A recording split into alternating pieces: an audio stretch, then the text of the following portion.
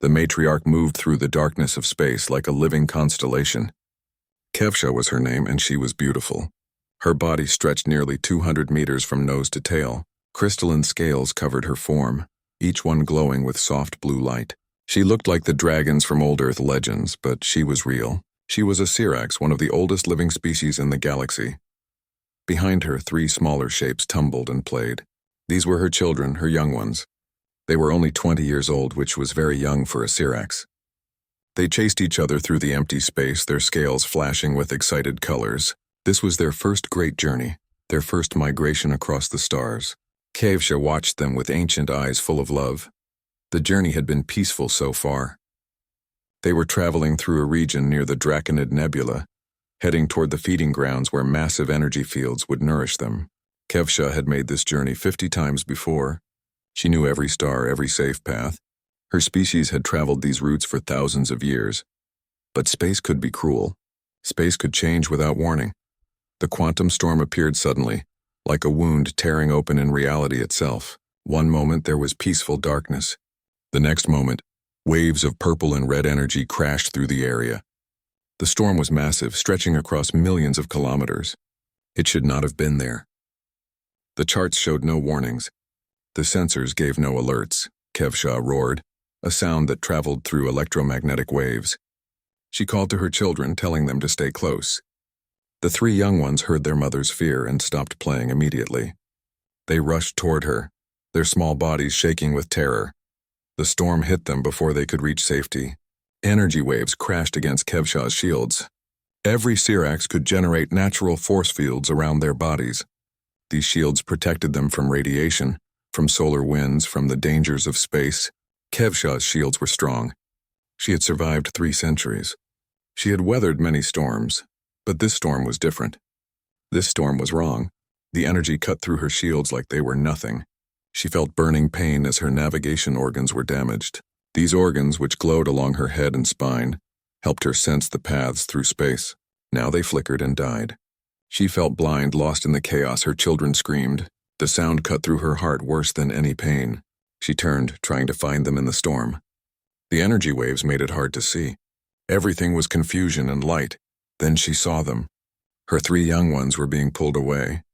A spatial anomaly had formed in the storm, a whirlpool in reality itself. Her children tumbled helplessly into it. She could see them struggling, their small bodies twisting as they tried to escape. The anomaly was pulling them toward something terrible. Through the chaos, Kevsha could sense it. A dying star, its gravity growing stronger as it collapsed. She dove after them immediately. A mother's love knew no hesitation. But the storm had weakened her too much. When she tried to enter the anomaly field, the pressure crushed against her damaged body. She pushed harder, ignoring the pain. She reached out with her energy field, trying to grab her children. The anomaly pushed back. It was like hitting a wall made of broken glass. Every attempt to enter cut her deeper. Her scales cracked. Her shields failed completely. And still her children drifted further away, crying out for her. Kevsha pulled back, gasping. She had to think. She had to find another way. She sent out a distress call, using the biological beacon that all Syrax possessed. It was a pulse of energy that her kind could sense across vast distances. She called for help, for any Syrax who might be near. Silence answered her. The storm disrupted her signal, or perhaps her people were simply too far away. The nearest Syrax were probably months of travel distant. Her children did not have months. She could sense their life signs growing weaker. The anomaly was slowly collapsing, like a fist slowly closing. In perhaps 10 hours, maybe less, it would crush them completely. She tried again to reach them, and again. Each attempt left her weaker. Blood that glowed like liquid light leaked from cracks in her scales. She was dying by inches, and she could not save them. For the first time in 300 years, Kevsha felt true helplessness. Other species would sense her children's distress too. But none would help. The Syrax were feared across the galaxy. They were apex predators, massive and powerful. Most species avoided them, afraid of their strength. Some species hunted them, wanting to harvest their crystalline scales or their bioenergy. No one would risk approaching a distressed matriarch. They would think it was a trap. Kevsha floated in the darkness, her body broken, her heart breaking. She watched her children through the distorting field of the anomaly. They had stopped struggling. They huddled together now, the three of them wrapped around each other. Even facing death, they sought comfort in each other. It made her want to scream. Hours passed. The storm began to fade, but the damage was done. The anomaly remained, still slowly collapsing. Kevsha's strength was almost gone. She kept sending distress calls, kept hoping, kept praying to the old stars that someone would hear. Then impossibly something answered. It was not a Sirac signal. It was artificial, mechanical. A ship's scanning beam touched her and she felt it. Something small was approaching. Something that moved with purpose through the debris field the storm had left behind. Kevsha's first instinct was fear. Pirates sometimes hunted wounded Siracs. Poachers would kill her and take her children to sell. But as the vessel came closer, she could see it was small. Too small to be a hunting ship. It was old too, patched and repaired many times. A salvage vessel perhaps, or a cargo hauler. The ship stopped at a safe distance. Kevsha could sense them scanning her. Scanning the anomaly, scanning everything. She waited, her massive body tense despite her exhaustion. These strangers held her children's fate in their small hands.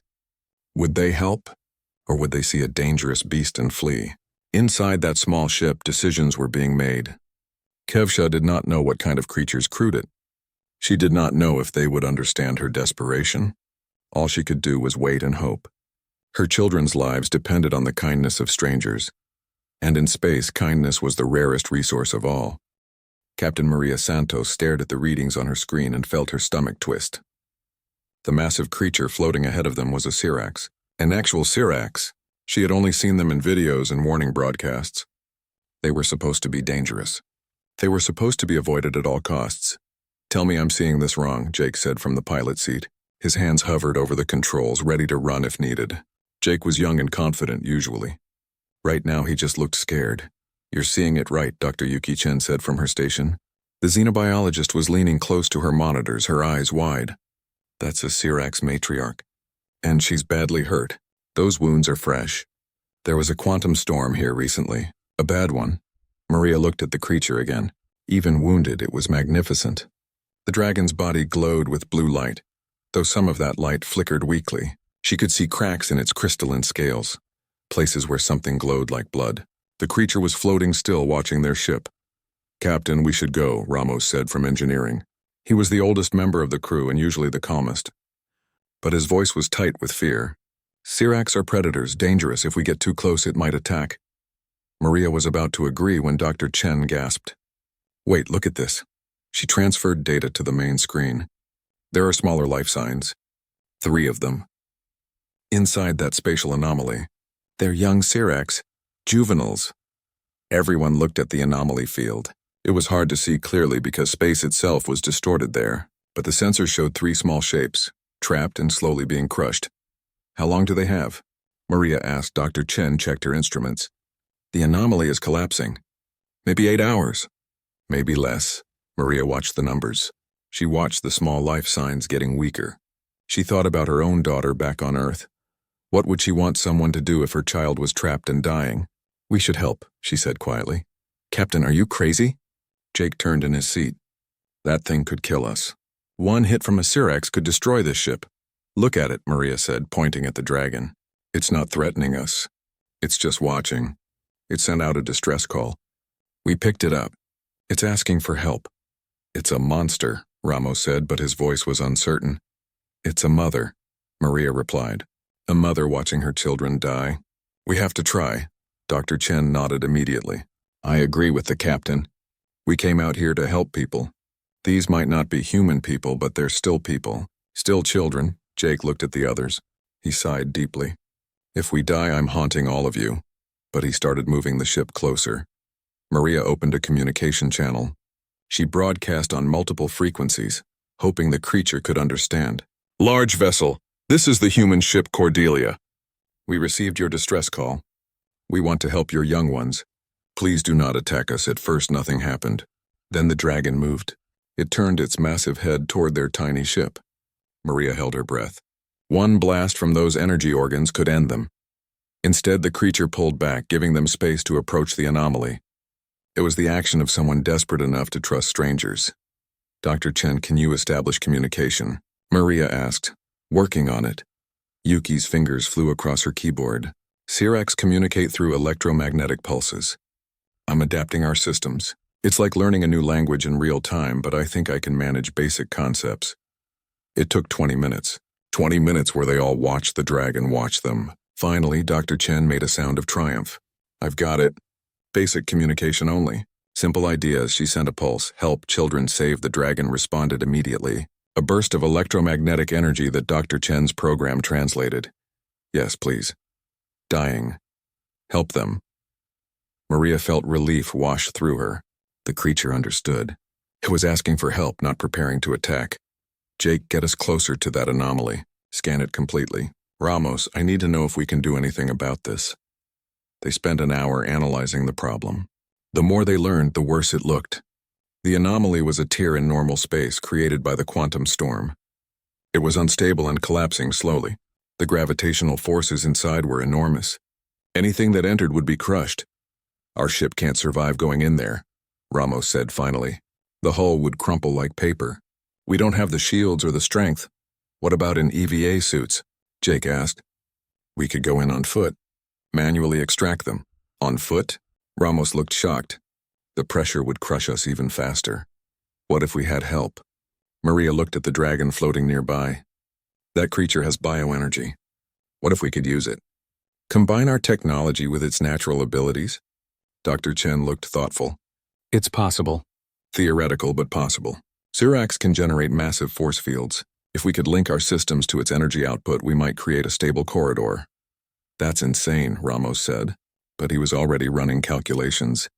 We'd need to attach physical tethers, link our power systems directly to a living creature, rewire our plasma cutters to work as reality stabilizers, which, by the way, they were never designed to do. Can you do it? Maria asked. Ramos looked at her for a long moment. Then he smiled slightly. Probably not. But when has that ever stopped us? We're human. We're supposed to be good at impossible things. Dr. Chen sent another message to the dragon. Plan. Use your energy. Our tools. Save children together. The response came quickly. Anything. Do anything. Save them. Maria stood up. All right, people. We have 8 hours. Let's get to work. Jake, I need you ready to pilot the EVA operation. Ramos, start converting those plasma cutters. Dr. Chen, you maintain communication with our new friend out there. She needs to know we're trying. What are you going to do, Captain? Jake asked. Maria pulled up the plans for the operation. I'm going in there with you. Those are children dying. I won't ask anyone to risk something I won't risk myself. For the next several hours, the small human ship became a hive of activity. Ramos tore apart their salvage equipment and rebuilt it into something new. Jake plotted courses through impossible space. Dr. Chen talked with the dragon, building trust pulse by pulse. And outside, the matriarch watched these tiny creatures work. She did not understand their technology. She did not understand their language completely. But she understood determination. She understood beings who refused to give up. For the first time since the storm, she felt something other than despair. She felt hope. The equipment looked wrong. Ramos stood back and looked at what he had created, and it looked completely wrong. Plasma cutters were meant to slice through metal. Now he had modified them to stabilize reality. He had connected them to alien bioenergy. He had basically built something that should not exist. This is either brilliant or stupid, he muttered. It's probably both, Jake said, checking his EVA suit. That's what makes it human. Maria sealed her own suit and tested the systems. Everything checked out. The suit's life support was good for 6 hours. The tether connecting her to the ship was strong. The modified plasma cutter hung at her side, jury-rigged and strange-looking. If this worked, they would save 3 lives. If it failed, they would die in a space anomaly and probably never be found. Dr. Chen, are we ready? Maria asked through the comm. As ready as we'll ever be. Yuki replied from inside the ship. I've established the link between our power systems and the matriarch. She understands what we're trying to do. She's ready to channel her energy through our equipment. Maria looked through the airlock window at the massive dragon. The creature was positioned near their ship now, close enough that Maria could see individual scales. Up close, the Syrax was even more beautiful, and even more terrifying. One movement could crush them, but the dragon stayed perfectly still. She was trusting them with everything she had. Jake, you ready? Maria asked. Born ready, Jake said, but his voice was tight. He was scared. They were all scared. Let's go save some kids. The airlock opened. Maria and Jake drifted out into space. The stars surrounded them, cold and distant. The anomaly stretched ahead, a dark wound in reality. Through the distortion, Maria could barely see the three young Siracs. They were huddled together, not moving much anymore. Running out of time. Activating tether connection, Ramos said from the ship. Matriarch, we need your energy now. Through Dr. Chen's translation, the dragon understood. Kevsha began to glow brighter. Blue light poured from her body, flowing along the cables that connected her to the human ship. The cables hummed with power. That power fed into Maria and Jake's suits, into their modified equipment. Maria felt it immediately. Her plasma cutter, now a reality stabilizer, began to vibrate. Energy surrounded her suit like a second skin. It felt warm, protective. It felt alive. It's working, she breathed. Jake, let's move. They engaged their suit thrusters and moved toward the anomaly. As they got closer, Maria could feel the gravitational forces pulling at them. Space was twisted here, bent in ways that hurt to look at. Her suit's sensors screamed warnings. The pressure was enormous, but the energy from the matriarch held strong. The force field surrounded them like a bubble. They pushed into the anomaly field, and instead of being crushed, they survived. This is amazing, Jake said. His voice was full of wonder and fear. We're actually inside it. The world around them was wrong. Space bent in impossible directions. Maria could see stars that shouldn't be visible from this angle. She could feel gravity pulling from multiple directions at once. Her stomach twisted with nausea. Focus on the mission, she said, as much to herself as to Jake. Where's the first juvenile? 20 meters ahead. Ramos guided them from the ship. Life signs are weak but stable. They flew forward, fighting against the crushing pressure. Every meter was a struggle. Maria's muscles ached from the effort, even though she was just floating. The anomaly didn't want to let them pass, then she saw it. The first young Sirax, no bigger than a bus. It was beautiful, its scales shimmering with rainbow colors despite the distortion. But it was thrashing wildly, panicking. Its movements made the gravitational forces worse. Easy, Maria said softly. She knew it couldn't understand her words, but maybe it would understand her tone. Easy, little one. We're here to help. The juvenile's large eyes fixed on her. It saw these tiny creatures in their strange suits approaching through impossible space. It probably didn't understand what humans were. But it stopped thrashing. Maria pulled out the reality stabilizer. She activated it, and a field of blue energy expanded around the young dragon. The field pushed back against the anomaly's crushing pressure. The juvenile gasped, able to breathe easier. Jake, attach your tether to it. We're pulling it out. Jake moved forward carefully. His hands shook as he reached out to touch the alien creature. The young Sirax watched him with intelligent eyes. When Jake's gloved hand touched its scales, it made a small sound. Not aggressive, curious. It's okay, Jake whispered. We've got you. He attached the tether to the juvenile's body using magnetic clamps that held firm.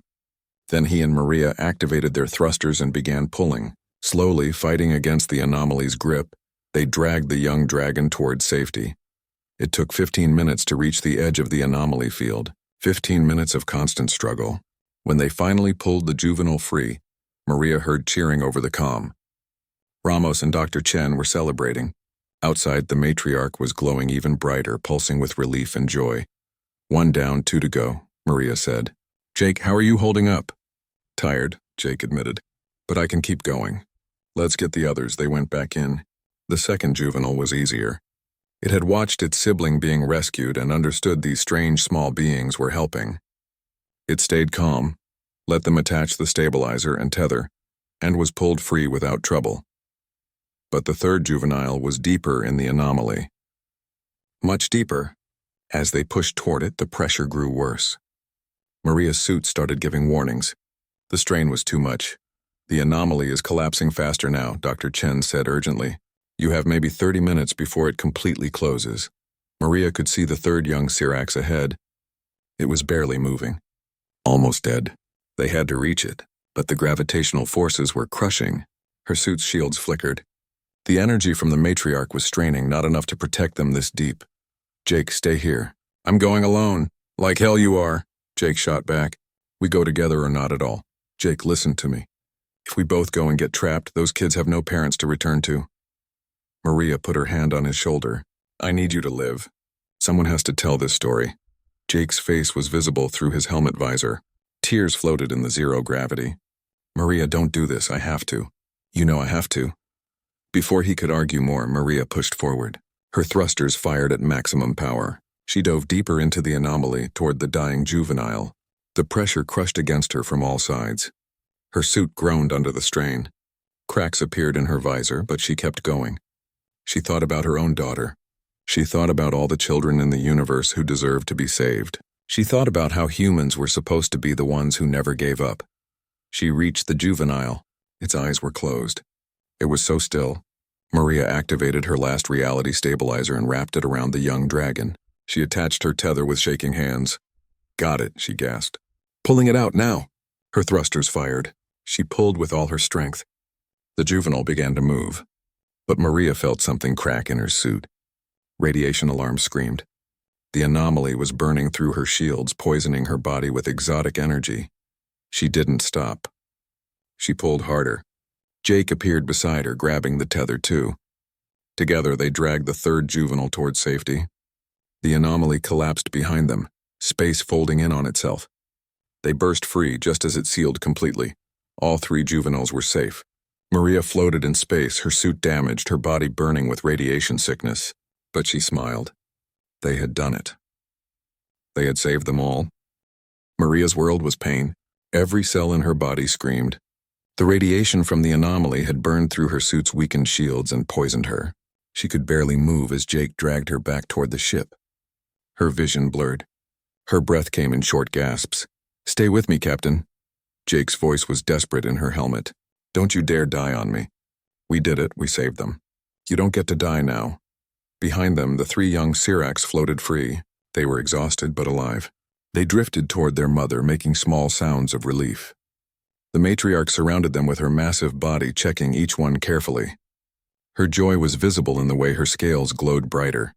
But then Kevsha looked at the small human ship. She saw the damaged suit. She sensed the life force fading from the brave female who had risked everything, the one who had gone deepest into death to save a child that was not even her own species. Dr. Chen pulled Maria and Jake back into the airlock. Ramos was already there with the medical kit. They stripped off Maria's suit as quickly as they could. Her skin was covered with burns. Her hair was falling out. She was shaking uncontrollably. Radiation poisoning, Yuki said, scanning her with medical instruments. Her voice cracked. Bad, really bad. I don't know if our equipment can handle this. Do something, Jake shouted. He was still in his suit, his face red with tears. Do anything. She can't die like this, not after what she did. Yuki worked frantically. She administered anti-radiation drugs. She set up IV lines. She did everything the medical database told her to do, but she could see in the readings that it wasn't enough. The exotic radiation from the anomaly was something their medicine wasn't designed to treat. Maria needed a hospital, advanced care, facilities they didn't have. How long does she have? Ramos asked quietly. Hours, maybe. A day at most if we're lucky. Yuki wiped her eyes. I'm sorry. I don't know how to save her. Outside the ship, Kevsha understood. She could sense the dying human's life force, weak and fading. This small creature had saved her children, had risked death, had accepted death to rescue young ones that weren't her own. The matriarch had lived 300 years and seen many species, but she had never seen courage like this. She sent a pulse through Dr. Chen's communication system. Let me see her. Let me try to help. The matriarch wants to approach, Yuki said, looking at the others. She wants to help Maria. How? Jake asked desperately. What can she do? I don't know. But she saved us with her energy before. Maybe she can do something now. They didn't have other options. Jake nodded. Let her try. They opened the airlock again. This time Kevsha came close to the ship. Closer than any Syrax had probably ever come to any other species vessel. Her massive head filled their view screen. One eye, larger than their entire ship, looked through the window at the dying human. Kevsha did something no Syrax had done in recorded history. She began to share her bioregenerative enzymes. These were the chemicals that allowed Syrax to heal from injuries, to repair their crystalline bodies. They were precious, difficult to produce, and sharing them required immense sacrifice. But this human female had given everything for Kevsha's children. The matriarch would do no less. Blue light surrounded the ship. Energy flowed through the hull, gentle and warm. It found Maria where she lay dying. It wrapped around her like a blanket. The light seeped into her skin, into her blood, into her cells. Maria gasped. Her eyes opened wide. The pain was still there, but something else was there too. Something healing. Something alive. Her body began to repair itself, cell by cell, wound by wound. The burns faded. Her hair stopped falling out. Color returned to her face. It's working, Yuki breathed, watching the medical monitors. Her radiation levels are dropping. Cell damage is repairing.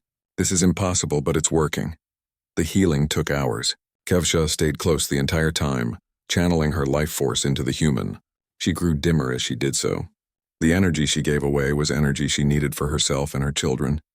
She was weakening, sacrificing her own health, but she continued. Debt demanded it. Honor demanded it. Love demanded it. Finally, Maria's eyes opened fully. She looked up at the window where the massive dragon eye watched her. For a long moment, Human and Sirac simply looked at each other. Two mothers. Two beings who understood what it meant to protect the young. Thank you, Maria whispered. She knew the dragon couldn't understand her words, but maybe it would understand her meaning. Kevsha pulled back slowly. She was exhausted now, barely glowing, but all three of her children were alive, swimming around her in joy. And the human who had saved them would live too. It was worth any price. Captain, we need to get to a station, Ramos said. The ship took damage during the rescue. We're running on emergency power, and you need proper medical care even with whatever miracle just happened. Maria sat up slowly. Her body felt strange, different. She could feel the alien enzymes still working inside her, still healing. Where's the nearest station? Frontier Station, Kepler. 3 days away at our current speed. The matriarch won't make it 3 days, Dr. Chen said, looking at her scans. She's too weak. She needs rest and energy, but she can't feed herself in this condition.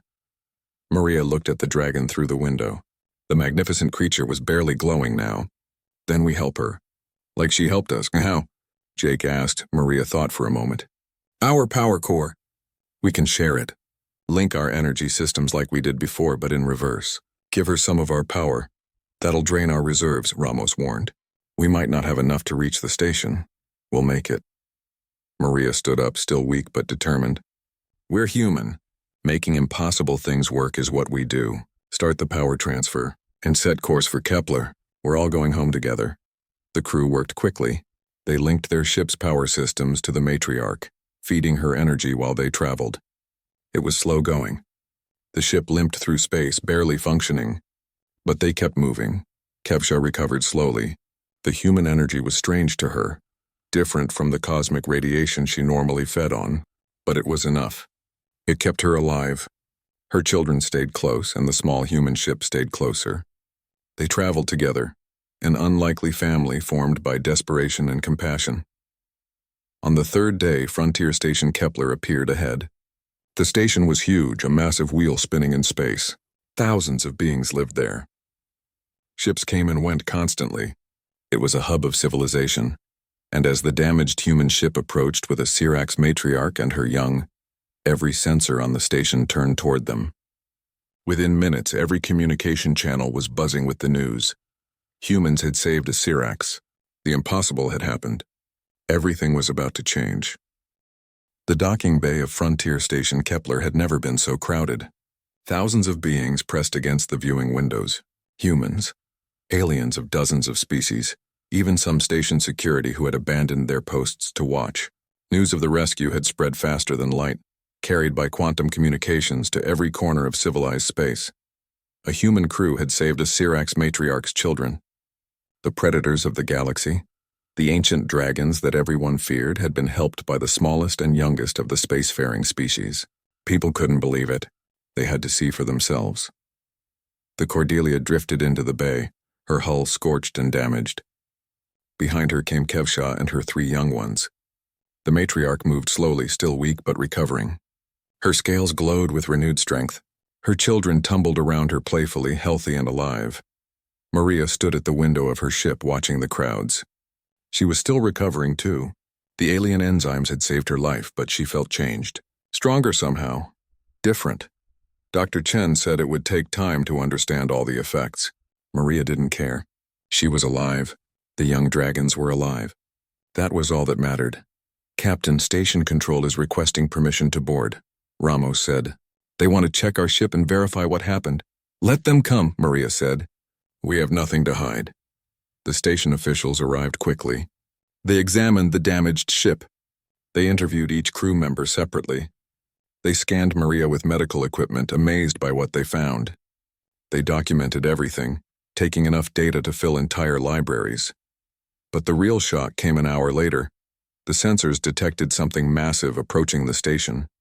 Then another, and another. Within minutes, dozens of signals appeared. Siracs, an entire flight of them drawn by Kevshaw's calls. The ancient dragons came from across the sector, summoned by news that one of their own was in distress. The station went into panic mode. Security prepared weapons. Ships prepared to evacuate. No one had ever seen so many Siracs in one place. If they attacked, the station wouldn't survive. But they didn't attack. They surrounded the station peacefully. They surrounded Kevshaw and her children, checking them, greeting them. The dragons spoke to each other in electromagnetic pulses, sharing information faster than any translator could follow. The largest Siracs, even bigger than Kevshaw, approached the station. Its scales were ancient, glowing with deep red and gold colors. This was an elder, a leader of the Siracs conclave. It had lived for over 1,000 years. Through Dr. Chen's communication system, the elder spoke. Let me speak with the humans who saved our young. Let me meet these brave ones. Maria and her crew were brought to a special bay where they could meet the elder safely. They stood behind a force field, looking up at the massive dragon head that filled the space beyond. It was terrifying and beautiful all at once. I am Elder Krishna, the dragon said through translation. Kevshaw has told us what you did. You risked your lives for children not your own. You gave your own health to save our matriarch. This is unheard of, Maria stepped forward. We couldn't just leave them to die. They were children. Anyone would have done the same. No, the elder said firmly. No one would have done the same. Most species flee from us in fear. Some hunt us for our scales. Never in our long history has another species helped us without expecting payment. Never has anyone shown us such pure kindness. The elder's massive eye focused on Maria. You went deepest into death. You were willing to die for a child you had never met. The matriarch tells me you have a young one of your own. Maria nodded. A daughter, back on Earth, and yet you still risked never seeing her again. For strangers, for aliens. The elder was quiet for a moment. What are you called? Your species?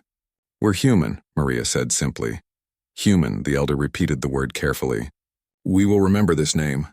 The Siracs Conclave declares from this day forward that humans are Kareshva, dragon friends. This honor has never been given before. You are the first. You will be the only ones unless another species proves worthy. The elder turned its head, addressing the other Siracs gathered around the station. Let it be known across the galaxy. Any human who needs help, any human in distress will be aided by our kind. We owe them a debt that can never be fully repaid. Their courage saved our children. Their compassion healed our wounded. They are small in body but vast in spirit. Maria felt tears in her eyes. She looked at her crew. Jake was crying openly. Ramos had his hand over his heart. Dr. Chen was recording everything, her hands shaking with emotion. Thank you, Maria said, but we were just doing what was right. That, the elder said, is what makes you worthy. The news spread faster than the speed of light could carry it. Within days, every civilized world knew the story. Humans, the young species that barely had warp drive, had befriended the ancient Siracs. The dragons that everyone feared now protected humanity. It changed everything. Human traders found safe passage through dangerous regions escorted by Siracs. Human colonies on the frontier were protected from raiders who didn't want to face dragon wrath. Humanity's reputation transformed overnight. They weren't the weak newcomers anymore. They were the species brave enough to save anyone. The species too foolish to know when fear should stop them. The species that chose compassion over caution. Months later, Maria stood on Earth holding her daughter. The little girl looked up at the stars with wonder. Mama, tell me the story again. Tell me about the dragons, Maria smiled. Well, baby, it started with a distress call, and it ended with us learning something important. What did you learn? That courage doesn't mean not being afraid. It means doing what's right even when you are afraid, and that kindness is never wasted. Even the smallest act of compassion can change the universe. Her daughter hugged her tight. When I grow up, I want to be brave like you. You will be, sweetheart. All humans will be, because that's who we are. Far away, in the depths of space, Kevsha and her children swam through a field of cosmic energy. The three young ones were fully grown now, healthy and strong. They would live for centuries carrying the memory of the small beings who saved them. Sometimes, late at night on Earth, people would see shooting stars that moved too deliberately to be natural. Blue lights dancing across the sky. The Syrinx were passing by, the dragons watching over their friends. Protecting the protectors, guarding the brave ones. And in the government buildings of Earth, in the halls where decisions were made, a new motto appeared. It was printed on everything. It became the unofficial words that defined humanity's role among the stars. We don't leave anyone behind. 4 words, simple words, but they meant everything. They were why a small salvage ship had stopped to help when everyone else would have fled. They were why a captain had gone into death itself to save a stranger's child. They were why humanity, despite being small and young and weak by galactic standards, was becoming something more. They were becoming legends, not because they were the strongest, not because they had the best technology, but because when faced with a choice between safety and compassion, between fear and courage, between selfish survival and selfless sacrifice, humans chose differently than others expected. They chose to help. They chose to care. They chose to be the species that even dragons would call friends, and across the galaxy on thousands of worlds, other species began to whisper the human name with new respect. The small ones, the brave ones, the strange beings who would risk everything for anyone, the ones who proved that sometimes the smallest people have the biggest hearts. The dragons knew this truth. They had learned it from a damaged ship, a dying captain, and a crew that refused to accept that saving children was impossible. The dragon couldn't protect her young. But humanity came to the rescue, and in doing so, they showed the universe what it truly meant to be worthy of the stars.